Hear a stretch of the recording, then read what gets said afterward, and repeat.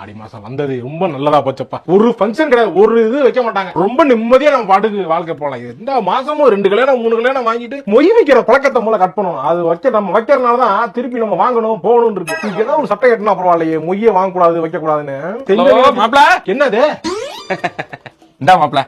ஏய் என்ன கல்யாணம் எப்படி ஆடி மாசம் கல்யாணம் பண்ண கூடாதுலடா? கல்யாணம் கிடையாது, காது குத்து. காது குத்து என் மகளுக்கு காது குத்து வச்சிருக்கேன். குடும்பத்தோட வந்துடணும். பத்திரிக்கையை திறந்து பாருங்க முதல்ல. என்னடா என் பேர மாமன்?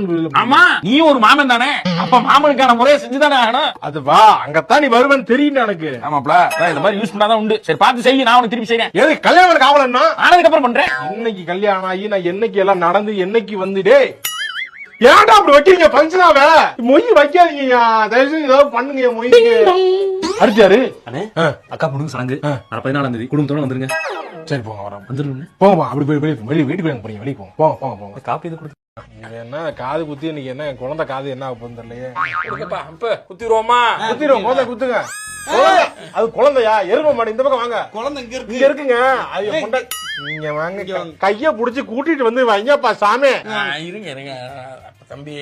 1970ல ஒரு எம்ஜிஆர் 500 பேருக்கு ஒரே நல்ல காது குத்துனாரு. 500 பேருக்கு ஒரே ஆளா காது குத்துனேன் நான். 500 பேர் குத்துனா 1000 பேர் குத்துனா வரலாற்று தின்னவன் தேவையில்ல.